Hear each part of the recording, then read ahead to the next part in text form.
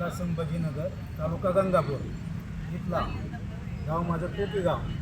इथे मला माझ्या गावातून नोकरी उपसा करताच या लोकांना जीव मारण्याची धमकी देऊन तरीही 2 वेळेस सुपारी देताच मी बघून तरीही मी 15 दिवस ते 20 दिवस फरार होऊन माझा जीव वाचून तरीही मी पोलीस स्टेशनला जाऊन समस्या दिली. त्यांना काही कुठली कारवाई केली नाही.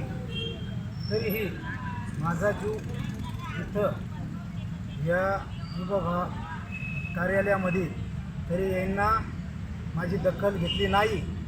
तरीही मी माझ्या जीवाचा आत्मदहन करेल. आता टोकी गावामध्ये म्हणजे सरकारी जमिनीत होत आहे, नाही, खाजगी जमिनीमध्ये. खाजगी जमिनीत होत आहे. हो. कुणाच्या जमिनीत होत आहे? राजेंद्र बम, संतोष आनंदराव शेजवळ यांच्या शेतामधून उपसा होतोय.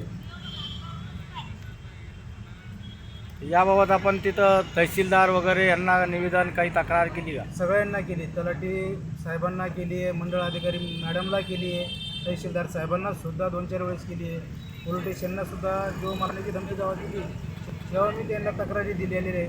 माझ्याकडे पूर्ण त्यांच्या रिसोडी आहे. यावर त्यांनी काय उत्तर दिलं, प्रतिक्रिया काय दिली याला? प्लीज काही एक पण उत्तर आलेलं नाही मला. तुम्हाला काही आश्वासन वगैरे दिलं का नाही? काहीच नाही आत्तापर्यंत कुठलंच नाही. मग याबाबत तुम्ही पोलीस स्टेशनला तक्रार करायला पाहिजे होती. मी 2 वर्षापासून तेच देत आलो आहे. पोलीस स्टेशनला 2 वर्षापासून तक्रार देतोय. माझा जीव मला कधी जर मारायला जर आले 112 जर कॉल करायला लागलो तर डायरेक्ट माझ्या घरापर्यंत हत्यार घेऊन. या प्रकरणी आता तुम्ही विभागीय आयुक्तासमोर जसं बसलेले आहात, तर इथं काही अधिकाऱ्यांशी बोलणं झालं का तुमचं? हो, साहेबासंग माझं बोलणं झालं आहे. साहेब बोलले, तहसीलदार साहेबांना फोन केला होता. तहसीलदार साहेब म्हटले की आमचे तलाठी साहेब गेले होते तिथं, पण हे स्वतः तिथं हजर नाही झाले. तरीही मी बाहेर गावी असताच माझ्या भावांना त्यांना सांगून मी त्यांच्यासोबत पाठवलं होतं. तरी हे यानं कुठला काही पंचनामा नाही केला. तरीही मलाच उलट मी फोन केल्याच्या नंतर मलाच उलटं बोलून माझ्यावर दबाव आणण्याचे प्रयत्न केले. आता तुम्हाला या प्रकरणात काय वाटतं? जसं तहसीलदार झाले, मंडळ अधिकारी झाले, पोलीस झाले, सगळ्यांकडे जात आहेत, तरी तुमच्या अर्जावर कारवाई केली जात नाही. तुम्हाला काय वाटतं याबाबत? याबाबत असं मी याच्यासाठी उपोषणाला बसलो आहे, अमर उपोषण. माझी कुठली आता सगळ्यांना मी अर्ज देऊन थकून माझ्या शेवटच्या स्टेपला येऊन बसलेलो आहे.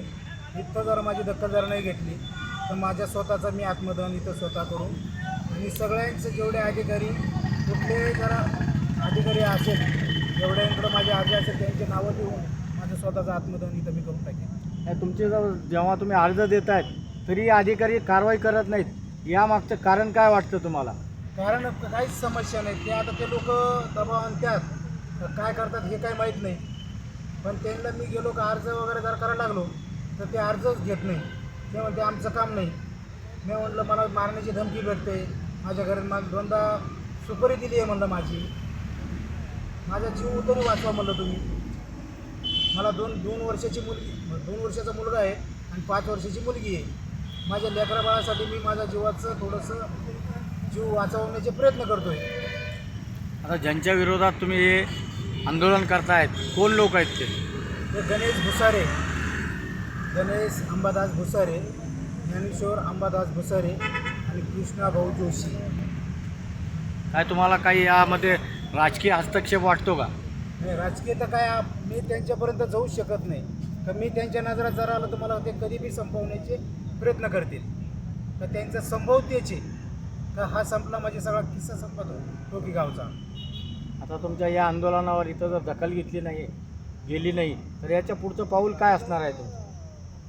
मला तर काहीच वाटत नाही. आता माझा शेवटचा अभ्यास तर एवढाच वाटतोय तर मला इथं मी आंदोलन करतो. मला इथं जरा न्याय जरा नाही भेटला तर मी स्वतः इथं माझं स्वतःचा आंदोलन करून जोपर्यंत मी न्याय भेटत नाही तेव्हा ज्या रोजी न्याय नाही भेटला त्या रोजी माझा आत्मदहन इथं स्वतः करून टाकीन सगळ्याची नावं देऊन. आपलं नाव सांगा. प्रशांत चंद्रभान शेजवळ.